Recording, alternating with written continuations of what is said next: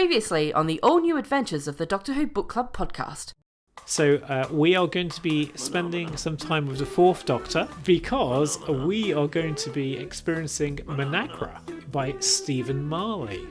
And this was a book that was originally published actually 30 years ago last week. Yeah, and I think it's the only book that Stephen Marley wrote for Doctor Who. Yeah, I am looking forward to spending some time with Sarah Jane Smith and the Fourth Doctor. And the only thing I know about this is that the title is an anagram of anagram. And now our story continues.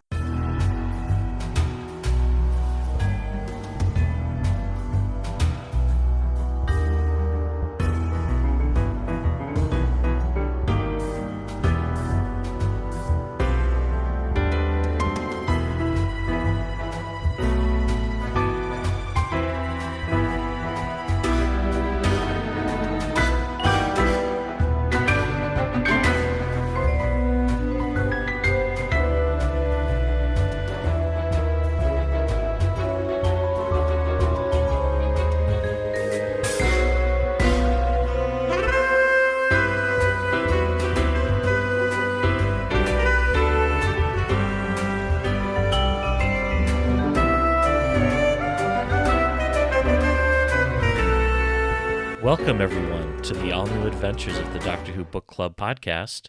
This is Matt in Minnesota. This is Chris in South London, fresh from World Fantasy Con. How was that for you?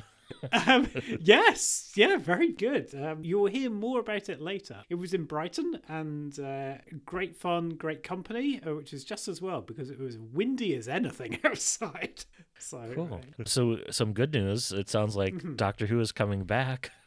Yay! Hurrah for the wilderness weeks. Yes, a short hiatus, but yes, a gap year nonetheless. But also, though, my 90s self says, remember 93, remember the Dark Dimension. So I think a little bit of me is wanting to wait until we have a title announced and talk of filming having begun. I like the idea of a very low-budget Christmas special set entirely on the TARDIS set. A la Edge of Destruction. I think that would be okay. Yes, but also it would presumably just be the Doctor, whoever that is. But anyway, we shall see. We shall see. So this month we have read Managra, which I finished moments before recording, but I did finish it. Yes, and it's written by Stephen Marley.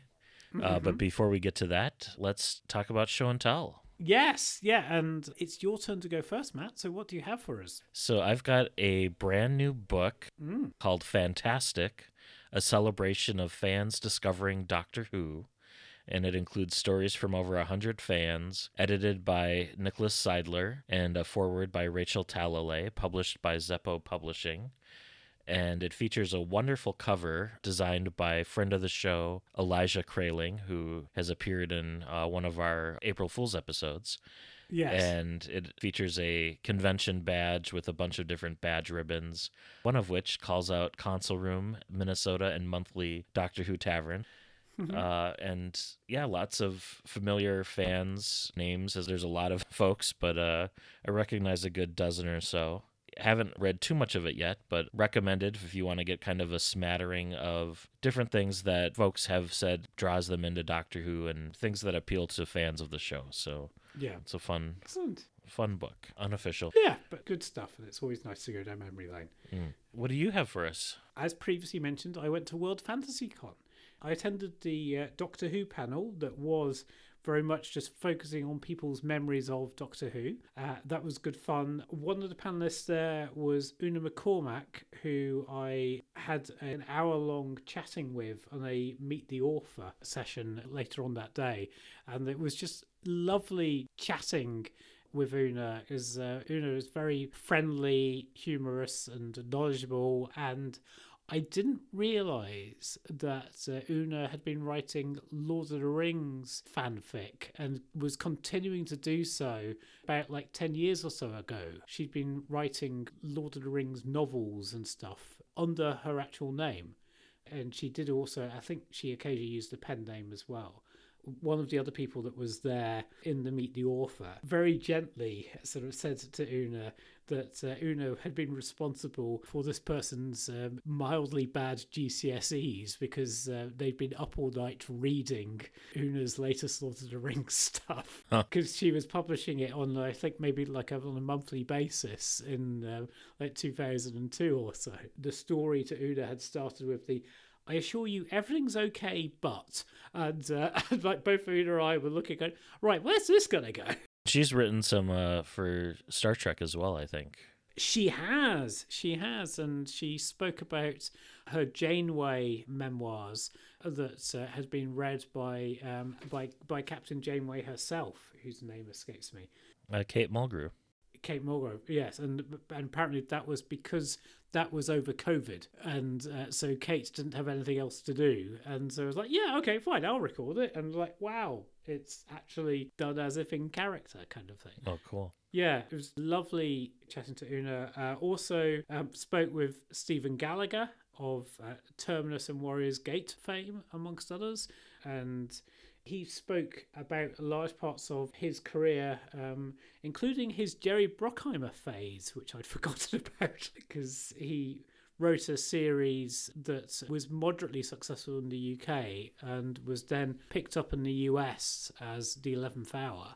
I think that might have been the UK title of it as well. And then that led to him doing various other projects over there. And yeah, a very interesting life. And he had started out doing the continuity programming for the announcer stuff at Granada Studios. And the other person in his team was someone who went on to a bit of a writing career under the name Lee Child, who is famous for the Jack Reacher books, which you may have heard of. I have not, but okay. Oh, okay. I thought that was going to land more. I was going to... Lee Child. No, Jack Reacher? No? Okay. Anyway, Tom Cruise has played Jack Reacher, and there is an Amazon series of Jack Reacher, which apparently is more faithful to the books. But yeah, anyway, it was a fascinating series of conversations, and also as well just great talking to folks across the SFFH spectrum.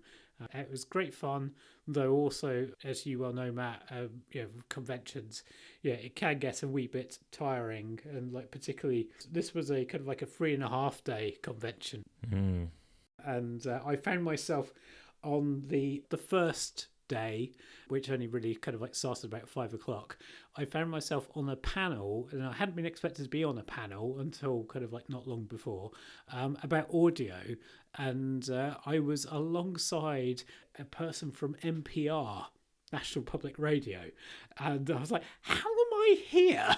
But it was just, that was an absolute treat having a conversation with them, and we both had a student radio background, and it was Ellen, I'm blanking on her surname, I will look up her surname, but it was very gracious. I'd gone into it thinking Ellen Kushner. That's it. Because I'd gone into it thinking like, I was feeling great, not so much inferiority, but kind of like imposter syndrome. And Ellen Kushner did make me feel very welcome. And yes, absolutely, I should be here and I have things to say, which was incredibly kind and generous. So I'm very grateful. So, and Ellen Kushner is a Choose Your Own Adventure author. Wrote Swords Point in I don't know if that is a Choose Your Own Adventure. Anyway, that's fine. Anyway, we are not here to discuss Ellen Kushner's writing career. But yes. Well, it sounds like it was a fun weekend, and yes, very fun. But as I say, also very windy. We went to the Titan Books Halloween party, where we were dressed as Ghostbusters. We were one of the very few in fancy dress, but we had quite a few people come and nod at us. Yeah, it was nice. And Andrew Lane, as he now styles himself, Andy Lane, was there, though I didn't get to speak to him, and he wasn't there on any panels, and there were a few other familiarish faces from the world of Doctor Who. But good stuff. But still, yes, I think I am. It seems a bit of a bad thing to say, just finishing a long weekend. But like, I'm looking forward to next weekend and having a bit more rest. A break from your break. Yes, indeed. Cool. Yes. So this month we have read Managra by Stephen Marley. Yes. Stephen Marley has written some Judge Dredd books for Virgin Publishing. He wrote a dark fantasy trilogy called Chia Black Dragon in the late 1980s, and most recently a historical fiction book called Mary Messiah in 2015. Yes. And he has not one but two short stories in Decalogue 5. And he also worked on 3 video games in the 90s, Dreamweb, Warhammer Dark Omen, and Martian Gothic. Yes, and on his website that seems to have been created in about 1999, there is a photo of him and Clive Barker and Stephen Donaldson, amongst others. He doesn't appear to be particularly active these days, but certainly kind of a sparkling career. Not to be confused with the singer Stephen Marley. So it's a son of Bob. And this book was published in September of 1995 when I was starting my sophomore year of high school. The 14th of 33 missing adventures. And we've got the 4th Doctor and Sarah Jane on the cover, and a male actor on a stage holding a mask whilst taking his face off, with 3 additional masks or faces scattered at his feet. And that cover illustration is by Paul Campbell. And this missing adventure is set between Planet of Evil and Pyramids of Mars. Features a prologue, 31 untitled chapters, and it's organized into a traditional 4-parter. Yeah. So shall we begin? Yes, let's. Okay, cool. So on the 29th of June, 1613, the spiteful and envious playwright Francis Pearson burns down the Globe Theatre during the premiere of Shakespeare's final play, Henry VIII. Tormented with guilt, Francis Pearson drowns his sorrow at an inn, but the landlord beats him half to death and throws him out when he refuses to pay his bill.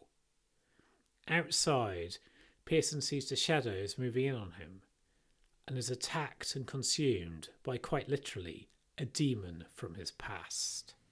And this Globe Theater fire even spread to like a neighboring zoo, or where there are like bear pits. Yes. And so this is a real event. There was a fire that burnt down the Globe Theatre during a performance of Henry VIII. And the Globe Theatre that we see nowadays is roughly on the site of the Shakespearean one. And I think when the book was written, the modern Globe Theatre might be being built at that time, but it wasn't present yet. And later, Doctor Who would film there. Indeed. And I occasionally find myself really quite close by. In fact, I'll be quite close by there tomorrow. I was by it when I was reading this. I was like, oh, okay. I could literally walk and sit on the steps and see if I can find the pub. Anyway, right. So then, over 1,500 years later, the TARDIS materializes in Europa, a fantastical recreation of Europe, which was created after the fall of the Overcities, and stocked with demons from mythology and folklore. Europa is ruled by an offshoot of the Catholic Church based in a floating Vatican City, and the TARDIS has materialized in its Sistine Chapel. But the Doctor realizes that the hidden face in the painting of St. Benedict's hand is not Michelangelo's face, as it should be, but it's something far stranger and far more terrifying.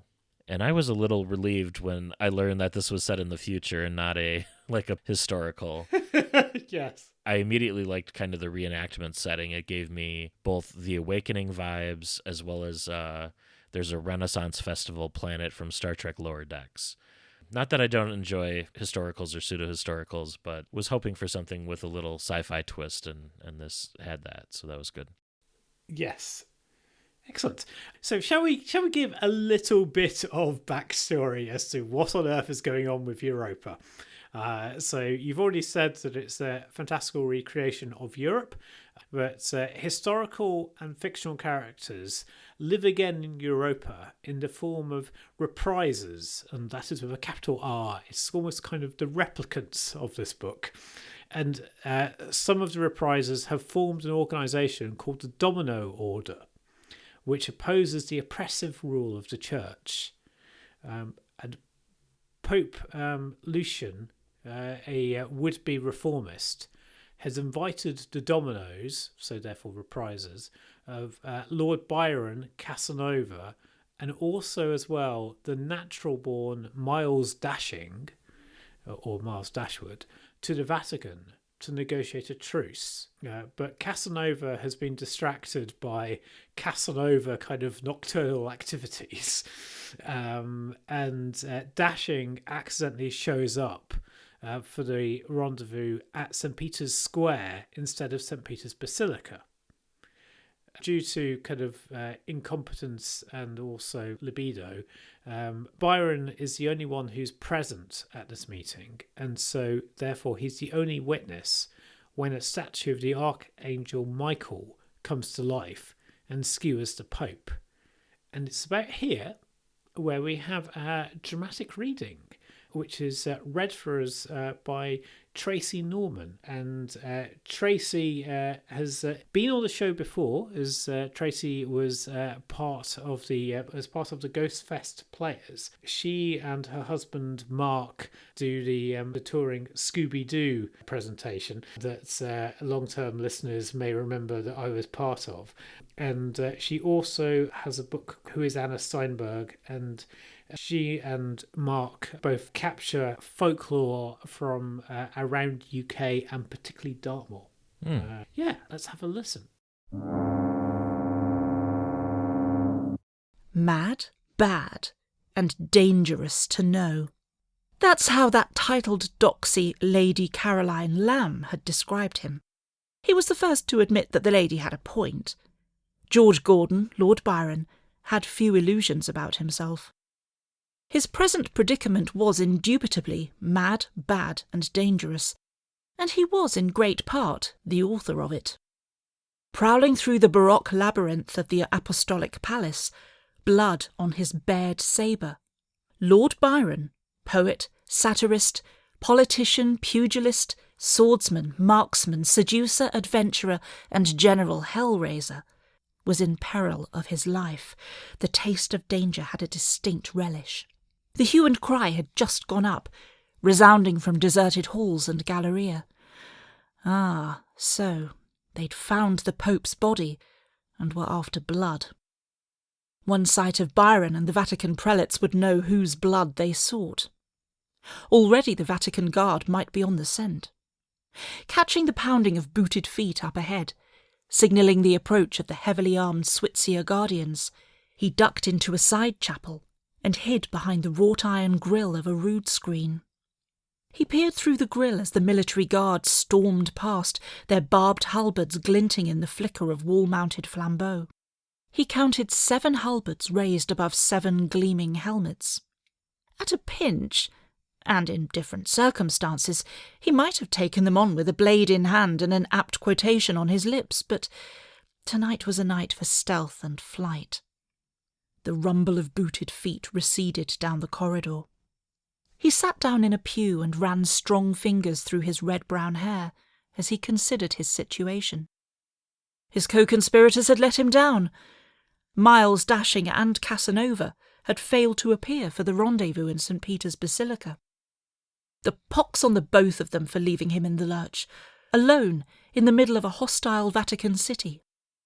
With alarms screeching all over the Vatican, and the Apostolic Palace sealed off by now, he was in a spot as sticky as a dead man's gore. The line of his mouth hardened. Well, the son of Mad Jack and grandson of Admiral Foul-Weather Jack is no wee sleeket coward and timorous beastie to be caught in a trap. A smile bent his lips as he glanced at the blood on his sword. The shriek of the alarm stopped as abruptly as it started. That boded ill, implying that his whereabouts had already been located. He scanned a row of incongruous gargoyles on one wall. The Gothic additions to the Baroque chapel served more than a decorative purpose, but, for the moment, the stone faces seemed nothing more than ornamentation. The gargoyles, however, could stir to life in the blink of an eye. Jumping to his feet, he studied the shrine, whose paintings and statuary had a twitchy, shadow and shine life of their own in the dance of candle and torchlight. His attention centred on the altar, above which loomed a marble statue of St. Anne. The front of the altar was decorated with a rococo riot of imagery in bas-relief, purportedly telling the tale of the Virgin Mary's birth. The eyes of all the figures were hollow. Byron smiled as he recognised a cryptic pattern in the bas-relief. Sheathing his sabre, he knelt down and pressed his fingertips in the hollows of the eyes, in a sequence according to a basic Baconian code. He was rewarded with a click and a low humming sound as the altar rose from its base and ascended 2 metres, revealing the black square of a portal in the chapel's back wall. A secret door to a secret passage. The Vatican was honeycombed with hidden tunnels, and a man with such sharp wits as Lord Byron needed no Ariadne's thread to weave his way through the maze. He stepped towards the white marble frame of the portal, and leaped back as the doorway filled with Switzer guardians, halberds jabbing, teeth bared as they chorused, "Heretic!"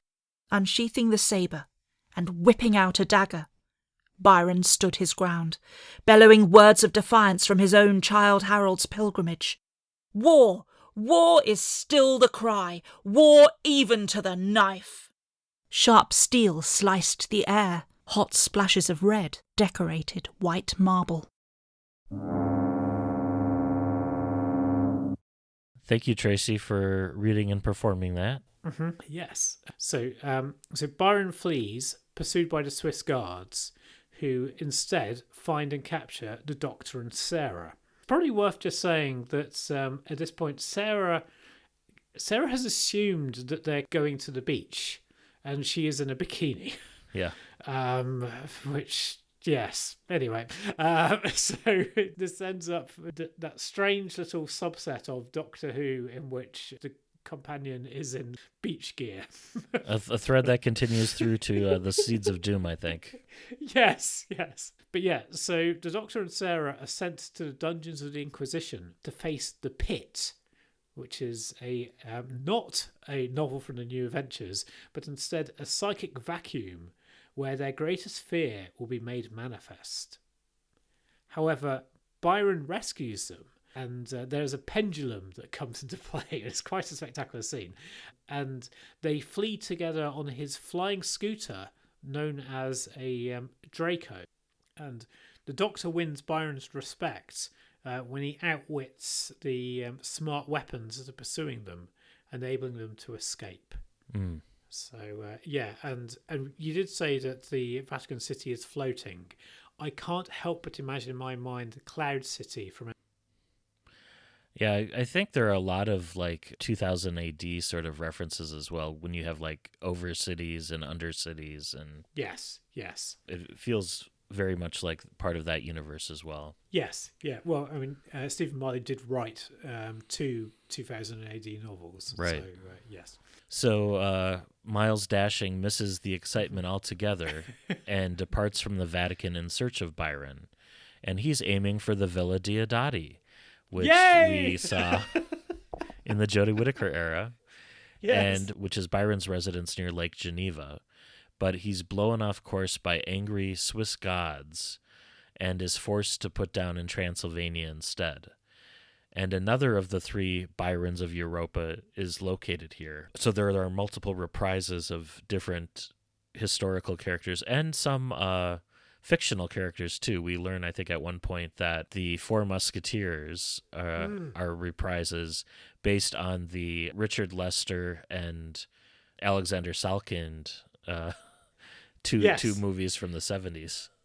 Yes, and we also learned that Sarah Jane really likes Michael York, who played one of the Musketeers. And those 2 movies, fun fact for any entertainment law buffs out there, those 2 movies introduced what's called the Salkind Clause to actor contracts, which spell out exactly, are you shooting 1 movie or 2 movies back to back? Because the Salkinds weren't entirely forthright with what they were telling the casts, as they made 2 movies out of 1, something they would later do with Superman and Superman 2.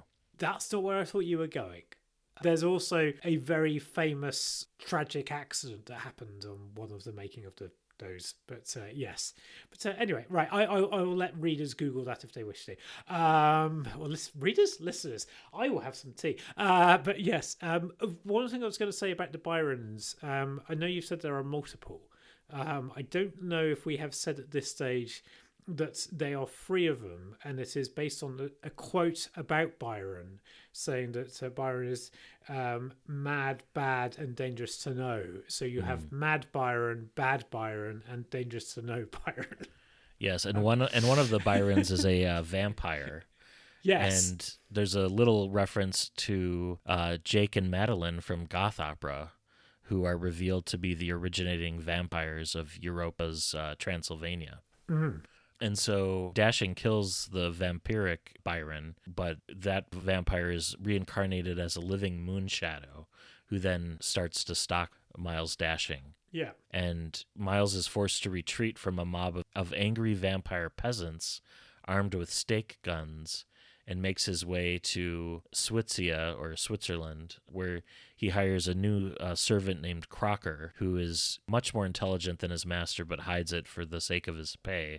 And there's a wonderful little scene where he's like lining up different manservants and ruling different ones out based on different characteristics. Yeah. And when night falls, the Shadow Byron pursues Miles, but not to kill him. It still retains enough of Byron's nobility and dignity to answer questions which Miles has posed to it during their battle. And some time ago, Miles was forced to kill his entire family when they were transformed into vampires, presumably due to the influence of their rivals, the Mindlemares.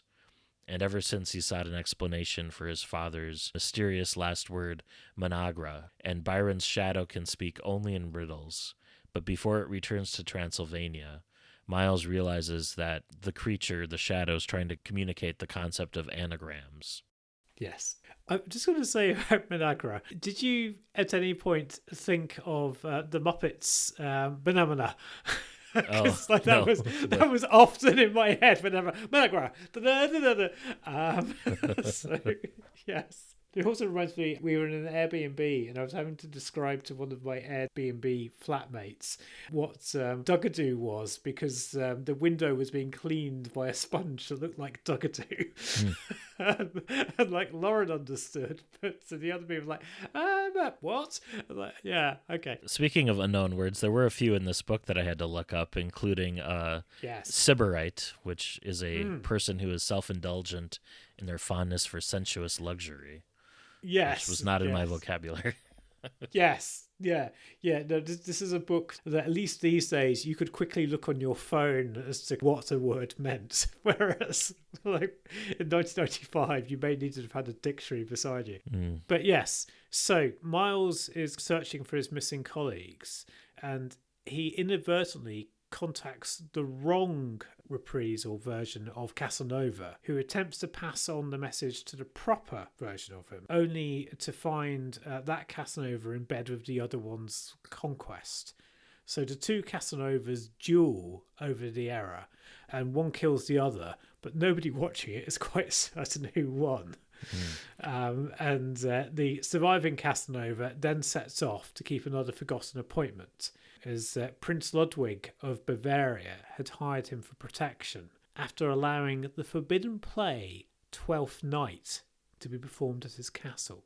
So this Casanova, whichever one it was, arrives only to find that the sinister Dr. Sperano and his theatre of transmogrification have already been and gone. And in order to keep Prince Ludwig of Bavaria silent, Sperano had removed the prince's mouth, along with the blank flesh of his face, when he wanted an answer. Kind of like the missing faces that you saw in like the Idiot's Lantern, or in the Matrix. You know, his mouth is removed and then cut open, Joker style almost. Yes. The devastated Ludwig tells Casanova of the play that Sperano's troupe had performed, in which the Pope was killed by a living statue, which is kind of almost like what's really happened. And Sperano had ordered Ludwig to forget what he'd seen.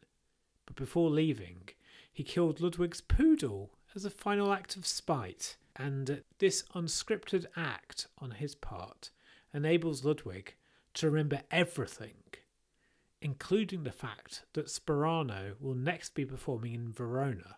And so Casanova sets off to Verona to atone for his failure in killing Sperano. There's a bit of backstory being chucked into the mix. Yes, and I did not care for the part where Prince Ludwig's poodle was squeezed to death. That was really gross. And we should also mention, too, that this Europa has like 4 or 5 versions of everything. So like there's multiple Black Forests, there's multiple Britannias, and they're all different ages. So you have like an Elizabethan Britannia, you have, I think it goes up to like Edwardian era. Yeah. In terms of the looks and feel. You very much have a mix of technologies there. Yes, and some of them are actually on the site of the original, but some of them are not. As well. So just distances in between them are deceptive, because you can go roundabout ways or you can go direct ways, and that affects, like, if you only have to pass through the Mediterranean for a few moments or like weeks. So it's all very kind of timey-wimey in a way. Yes.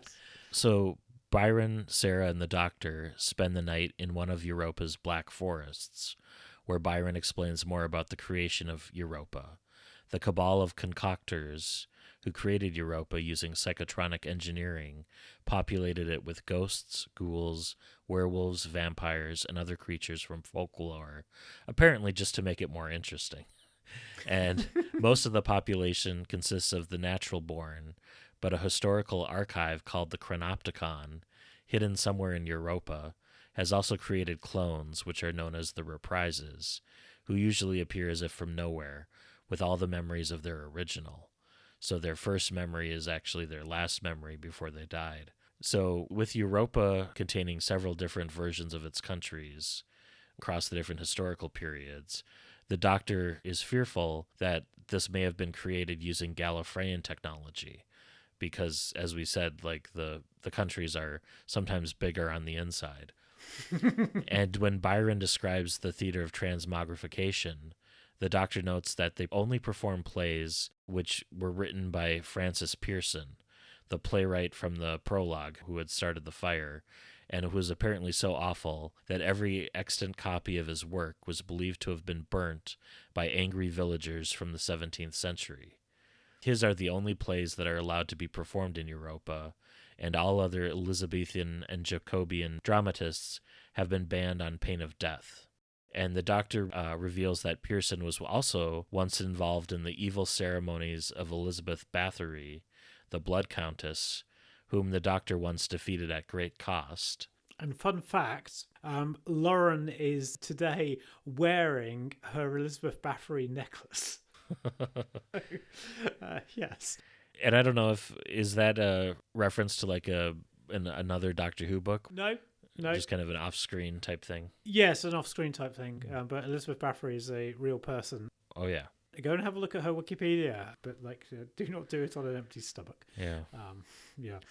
And after Francis Pearson's manuscripts were burned, that's what caused him to set fire to Shakespeare's Globe Theatre out of spite.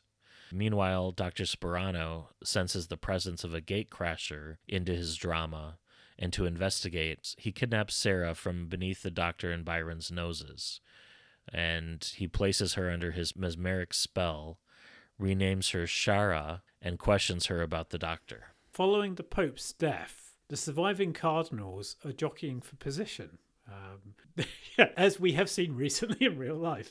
Though the cardinals this time round include Torquemada of the Inquisition fame and Cardinal Richelieu. Richelieu, yep. Who I think we saw in Empire of Glass. Yes, we have. And they've both been excluded under the Nicodemus principle, which forbids reprisers or replicants from becoming the Pope. So moments after Lucian's body is fired into space, Lucian himself arrives at the meeting of the conclave, apparently very much alive, and claiming that his body was that of a clone.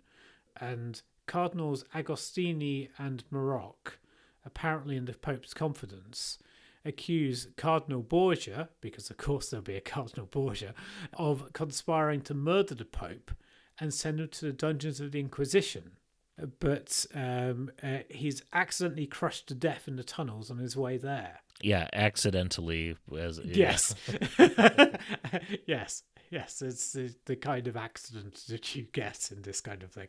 And there's also a Cardinal Francisco who is killed by a mirror that explodes into shards after the image of Satan appears in it. And Agostini is responsible for these deaths because he's in league with Sperano, who has played the role of Lucian back from the dead in order to confuse the other cardinals, whilst Agostini was going around arranging their murders.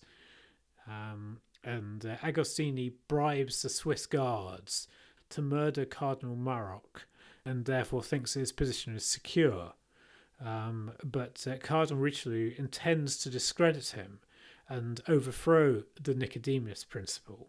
And to that end, he is enlisted the help of, wait for it, Alistair Crowley and Dr. Faust, who are rivals for the position of Europa's official Antichrist. And in exchange for their help, he promises to eliminate their common rival, Parasiisis, or Parachisis, yes.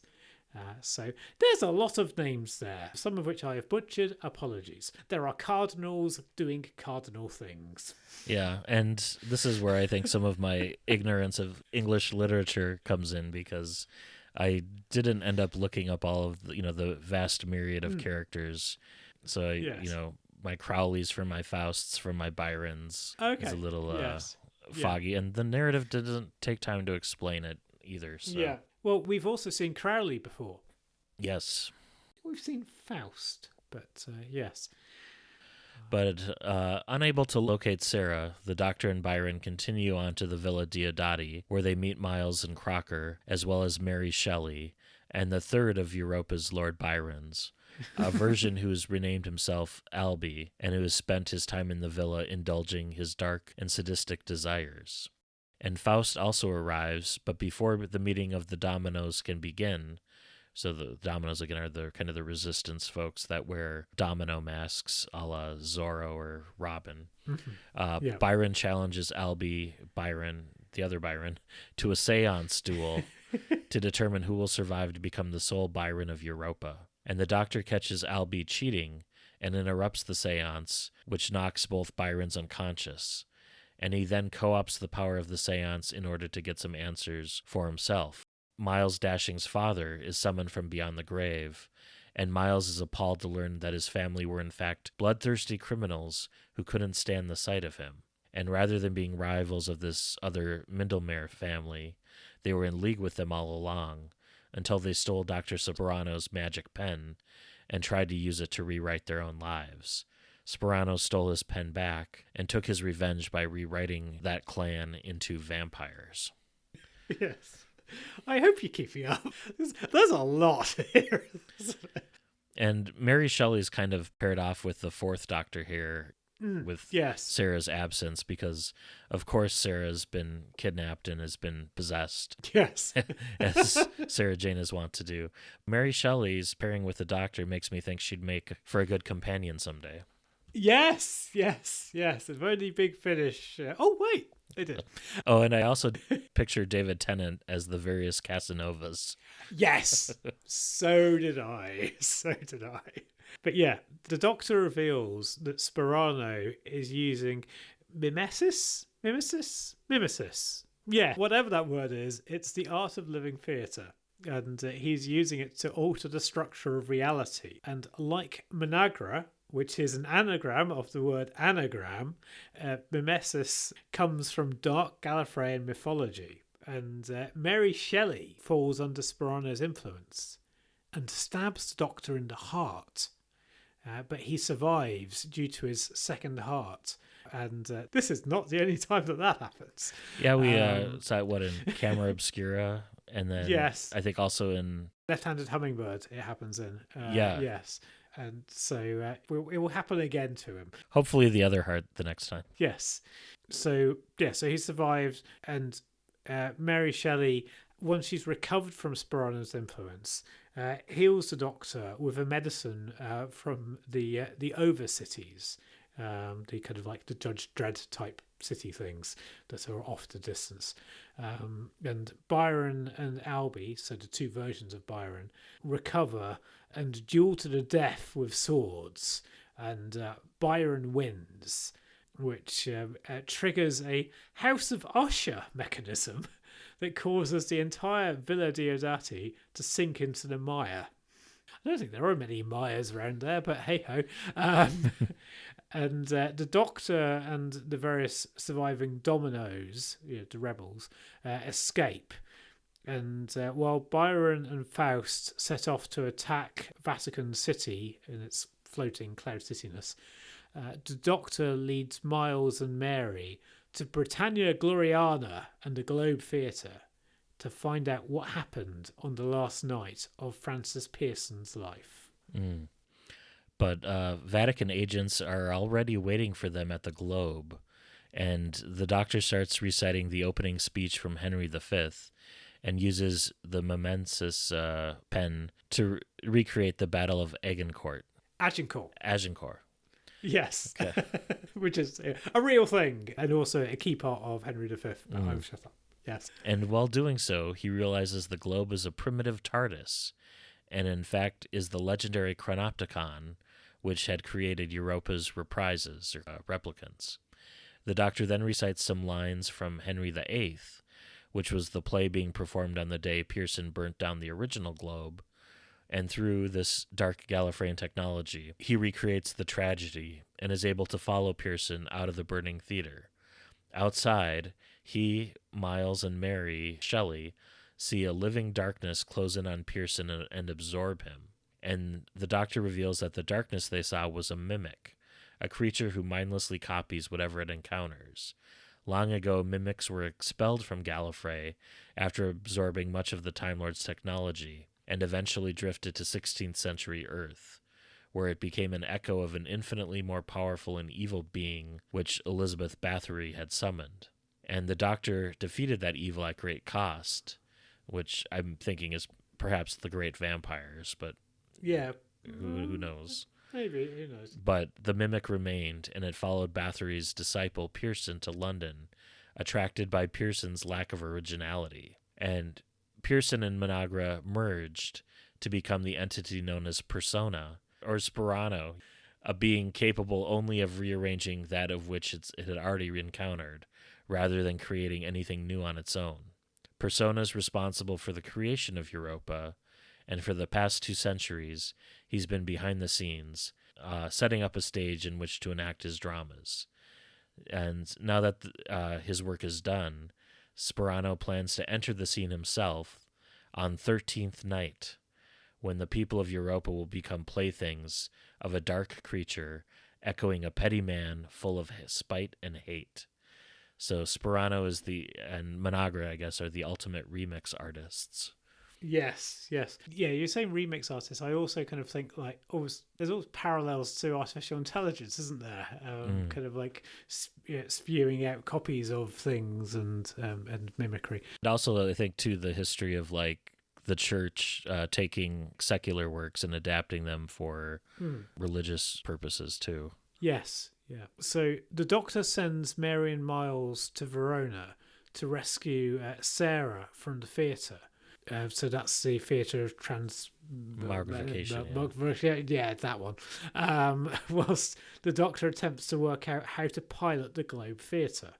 And at Verona, Mary and Miles are reunited with Casanova, as played by David Tennant, whose attempt to kill Persona fails due to Persona's use of this Gallifreyan dark art. And they successfully rescue Sarah and so remove the kind of like the mind wipery. Miles is reunited with his former love Beatrice, who Soprano had kidnapped and forced into his theatre to kind of avenge himself against Miles. There's a lot of that going on. And when Sarah gets her wits back about her, she realizes she's holding like a dismembered head, and then she kicks the head into the orchestra pit, shouting, "You're not my dad." Yes. Because like she's been having some kind of like nightmares about her family and things like that. Which we actually do get to see depicted in the end of Sarah Jane Adventures season 2, where we get reference to the auto accident that killed Sarah's parents. Yes. But Sarah's depicted as an infant in that story and not old enough. Like one of the sequences is Sarah's locked in a refrigerator, very similar to Cherry on Punky Brewster for those 80s kids who remember that. But doesn't entirely mesh with what we later see depicted on in Sarah Jane Adventures. But her parents do get killed in an auto accident, and Aunt Lavinia gets mentioned and stuff in this. Yeah. Is this the first time that what happened to her parents gets mentioned? Was that ever mentioned on screen in the 70s? I don't think it. I don't know. Listeners, write in and tell us. Yes, please do. But yeah, so after seeing Beatrice's safety, Miles, Sarah, Mary, and Casanova join Faust and Byron as they attack the Vatican. But Faust betrays them to Richelieu, because you're never going to trust. If you're literally making a Faustian pact, that's going to head to bad places. So the others are surprised and attacked by Swiss guards who kill Casanova. And I was not expecting that. So under cover of all of this, Crowley slips into Agostini's chambers and frames him as a devil worshipper. And Crowley then... is it Crowley then flees, or is it Agostini? Crikey, I'm trying to... Yeah, one of them falls to their death. Yeah, no, it's not Crowley, because Crowley dresses up as a nun. Oh, maybe it's Agostini.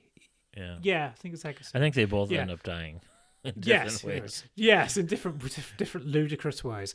So Crowley then flees, only to find that Richelieu has betrayed him and removed his waiting kind of Angelus, which is one of these Draco floaty scooter things, so that Crowley, expecting a short drop onto a cloaked scooter, instead falls out of the floating Vatican/Cloud City to his death. And Richelieu then calls off the Swiss guards, explaining that he was cooperating with Mary Shelley all along, and in return for her help in eliminating his rivals, he will leave the Dominoes in peace, on condition that they do the same to Francia Bourbon, who I don't think we've previously mentioned in the narrative. But yes. So Richelieu allows Miles to throw Faust into the pit for his treachery, so that they get a new Antichrist who's kind of like weak-willed instead of kind of Faust. And also Crowley's already been killed, so you've got someone who can be manipulated. And Agostini is being pursued by Swiss guards and tries to shelter in the TARDIS and drop it into the pit to avoid capture, but he's unable to close the doors. And the psychic vacuum that's kind of right round about the pit pulls him out, so he's then forced to face his worst fear, which is an eternity of torment and hell. And the TARDIS appears to be lost, but Sarah leaps into the pit, faces down her own fears of being abandoned and betrayed, triumphs over them, and recovers the TARDIS. And the Doctor had given like Mary Shelley the TARDIS key and like a list of coordinates to put into the console, which I think Mary gave to Sarah. So yes, that's how Sarah was able to save the TARDIS and pilot it out and stuff. And then the Doctor, meanwhile, is piloting the Globe Theater to Sperano's final performance of the Transmogrification. I think the Theater of Sighs. There are lots of different theater names in this. And Persona is about to take on the role of Europa's artistic director and ultimate ruler, and just as he's about to unmask himself to the audience, the entire Globe Theater materializes on stage, interrupting his play. In his confusion, and so you have like almost like a TARDIS materializing in a TARDIS sort of way, and in the confusion, the Doctor drives the theater's carriage, which is itself a primitive TARDIS, into the globe, and Persona pursues them, but once he's inside, the Doctor dematerializes the theater, pilots it to the heart of the vortex, and uses that dark Gallifreyan art, writing in blood, to deprive Persona of his powers. And Persona's been defeated by the use of original thought, something of which he's incapable as a mimic. And following the Doctor's instructions, Mary Shelley and Sarah pilot the TARDIS into Persona's carriage from the pit, and the Doctor escapes as the forces of the vortex crush the interior dimensions of the carriage down to the same size of the exterior. So Persona's crushed to death in the process, but he dies satisfied, knowing in the end that he brought down the house. And there ends Managra. Mm. What did you make of this? What did you make of it? What did you make of it? I enjoyed it, though I must say I got somewhat confused by the end. And I mean, I thought it was a very vivid world, though it did feel a bit at times as if the Doctor and sometimes Sarah were guest starring in an exciting adventure of Lord Byron. Mm-hmm. Yeah, I mean, it was a world that I did get kind of swept up in, and I was glad as well that the setting of Europa is still there if anybody ever wants to use it. It wasn't as if all of Europa stopped or anything like that. So you could go back and have further Europa adventures.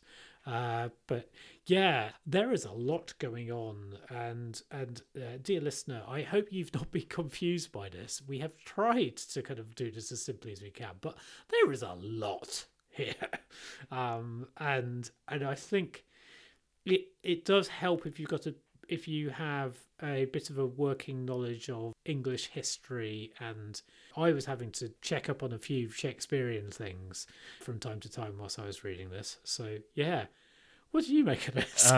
Yeah, somewhat similar. So it was, I mean, I thought it was, for the most part, well written. Yeah. There were some vocabulary I had to look up. There were lots of great turns of phrase, like he felt as though a cat had licked his heart, which then gets, I think, overused. But the first time I heard it, it sounded like, ooh, yes, that's an interesting thing. But with all the references to Milton and other literary figures, it felt like the author was getting a lot of use out of, presumably an English literature degree.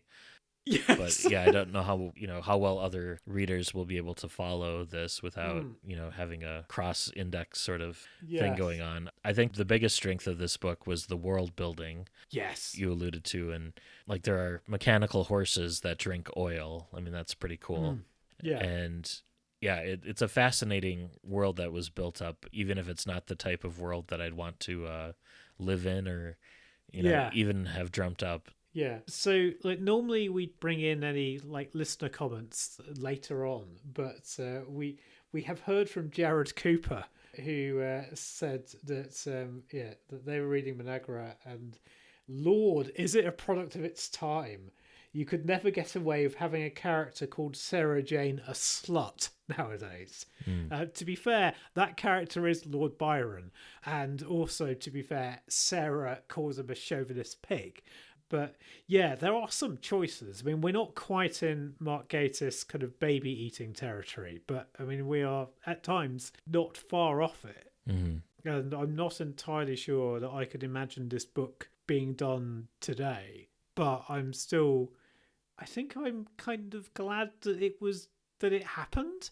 And I did vividly enjoy this world, but I was having to reread bits of the final chapters just to figure out what on earth is going on, which is possibly not a great sign. Yeah, I would suggest.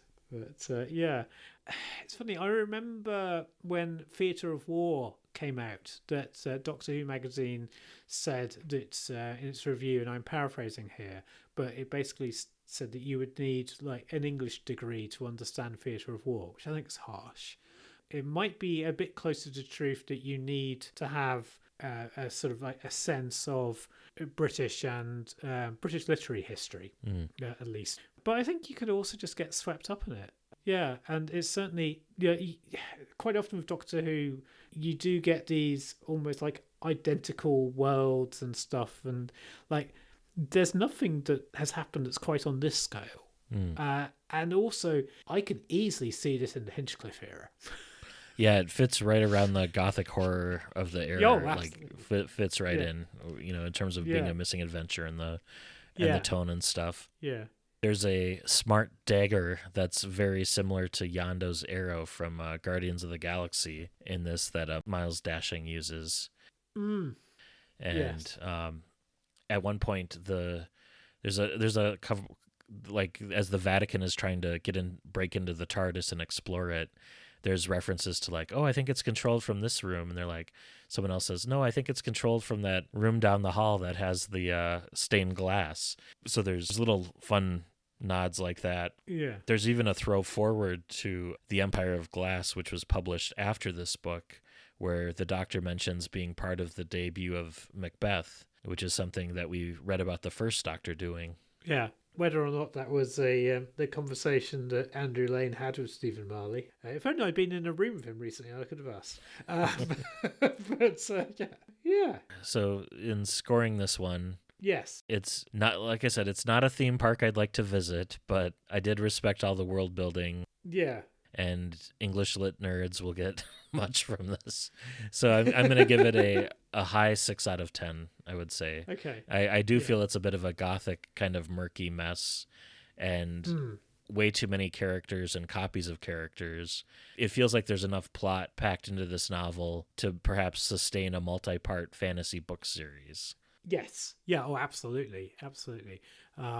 Yeah. I will grade it differently, but not that differently. I think I'm going to give it a high 7. Okay. I mean, I think like if you've enjoyed the works of kind of like Tim Powers, who we've referred to before on the show, who went on to, well, he wrote kind of inspired Pirates of the Caribbean. And if you like kind of like gothic history type things, and this. I think there's definitely fun to be had, but I think it also just becomes a bit of a mess at the end. And it's a shame that Stephen Marley didn't write any other Doctor Who novels or audio. But also, if you're only going to do one, then blimey, this is memorable. Yeah, and the villain was very memorable, Dr. Sperano, and the conversation he was having with Prince Ludwig and his consort or whatever. It felt like very much like a swarm and azure from Flux vibe going on. Yes, but done better, in my opinion, at least. So I'm very glad we've read it. It's one of these ones that I've had on my mind for us to read for quite some time. I'm glad that we have done it, and I'm glad that I enjoyed it, and that you've enjoyed it, and hopefully, dear listener, you have enjoyed it as well. And I will remember scenes from this, I think, more than I will remember scenes from quite a few other novels. But please don't ask me to explain the ending. Yeah. Right. Well, shall we move on to listener feedback? Yeah, let's.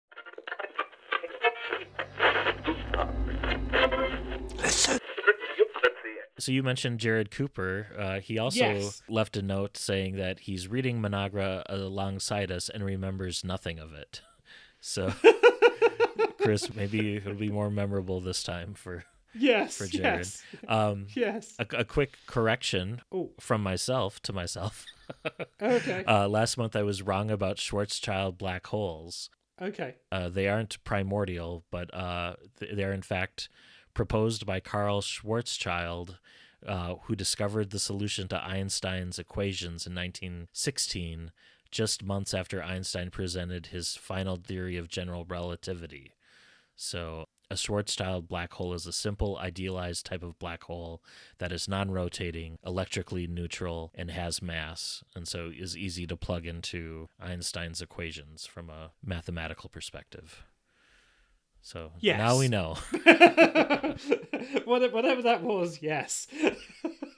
We also missed a bit of feedback last month from listener Jeff Elston, who had made a comment about the monsters inside, that he originally listened to the wrong book. Oh. He was listening to the Nick Briggs narration to The Clockwise Man, but he said he liked Camille Kaduri's narration more than Nick Briggs's, and quickly rectified it and was able to follow along. Yeah. When we were discussing the Dead Star, did we mention Mike Todd's comments about Scourge of the Cybermen? No.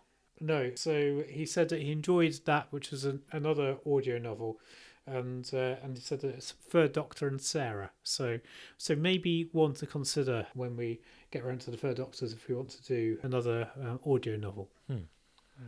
We've also heard from Shag, the Fire and Water Podcast Network, who said he was looking forward to our review of The Dead Star. He listened to it and he adores Kate Orman and Michael Troughton's reading.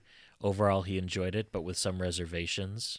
He struggled with some of the sci-fi concepts that felt more 2023 than 1966, which took him out of the story, but he couldn't wait for our review. Cool. Yeah, I think that's also probably reflective of what we thought of this bit, wasn't it? That we enjoyed it with reservations. Excellent. And we heard from somebody from the mists of time, almost from the eye of heaven, if you will. So we heard from Jim Mortimer, who said that he had listened to our podcast of Eye of Heaven, which was that 2018? It was an early one, yeah. It was pre-pandemic. And Jim said it was really good fun. Lots of really interesting thoughts in there. He said it's always interesting to get a historical perspective on something I finished out of me all brain and a scrungy when before. Thanks for the decent marks, Jimbo. It's like, oh, that was utterly unexpected. Yeah, that was really cool. Yeah, that was really cool. Thank you, yes. Jimbo, for writing in. Yes, indeed. And we also heard from Keith Say, who thanked us for the Dead Star podcast. Yeah. And said if we ever do a Choose Your Own Adventure review, he recommends just describing our own experiences of the story and comparing them. That could work. Yeah. There's also a Choose Your Own Adventure podcast that I haven't listened to yet, but they've been covering various titles, so we might just mimic what they're doing. But not with kind of like a dark magic thing. Yeah, we don't have to write in blood on the wall to invoke it. But yeah, thanks for the suggestion. We've also heard from Mester the Magnificent, who says they loved Managra and may well reread it this month just for us. Cool. And finally, we heard from Dan Hall, who says Managra is one of his favorites from when he was a teenager. He read it over and over, loved the idea of the clones, the atmosphere, and the villain, and yet he read it again a couple years ago and found it a bit juvenile. And he says not very well written, but would be curious to hear what others thought. Yeah, that is a point. I think my teenage self would have loved this. So I think I possibly have read this maybe at slightly the wrong time. And maybe I might have just kind of got swept up in it and I wouldn't have minded so much. The ending was possibly, could have been a bit clearer. I think my younger self may have been more forgiving. But yeah. Well, that brings us to what we're going to be reading for December. Yes. So by my sometimes competent maths, I think that it's your choice, and I think that you have a 7th Doctor or a 5th Doctor pick, so that'll be a 7th Doctor pick. So what are we going to be reading? What are we going to be bringing the year to an end with? So I wanted to read something with the 7th Doctor that was not part of the New Adventures. So I decided on a Past Doctor adventure. Okay. And then I was trying to decide between a very early Past Doctor adventure or one that was very late in the range. Okay. Ultimately, I decided to pick the one with the audiobook. So Yes. we're going to be reading Illegal Alien by Mike Tucker and Robert Perry. Okay. Which I believe was based on an unproduced television script. Yes. And this one should be pretty widely available because it was republished in 2014 as part of the Monsters collection. Yes. And many years ago, but whilst we were doing the podcast, because we could say it many years ago whilst we were doing the podcast, because we were doing it for a while now, I saw somebody reading Illegal Alien on the tube, but it was really busy, and it was before I had any kind of business cards or ribbons, and so I kind of thought, it would just be someone reading a book and then being interrupted by someone babbling whilst talking through someone else's armpit. So let's not do that. But excellent. Oh, good stuff. I am looking forward to that because, as you say, we have not done any 7th Doctor BBC books. So, something a little different. And knowing Mike Tucker and Robert Perry's prose style, I figured this will be a little bit more grounded in the here and now, perhaps. Yeah, you might not need to to consult a dictionary quite as often. Cool. Good. Good. right. I am looking forward to that. Excellent. Yes, as a strange Christmas special. But yes. All right. Well, until next month, this has been Matt in Minnesota. Chris in South London, no longer in South Brighton, in South London. Happy reading and stay safe.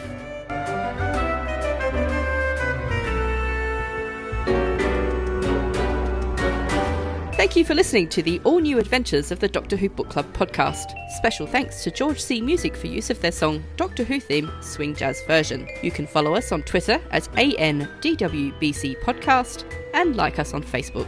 Help other listeners to find us by leaving a rating or review on Apple Podcasts or your podcatcher of choice. You can contact the show by emailing your thoughts to andwbcpodcast@gmail.com. And until next month, happy reading.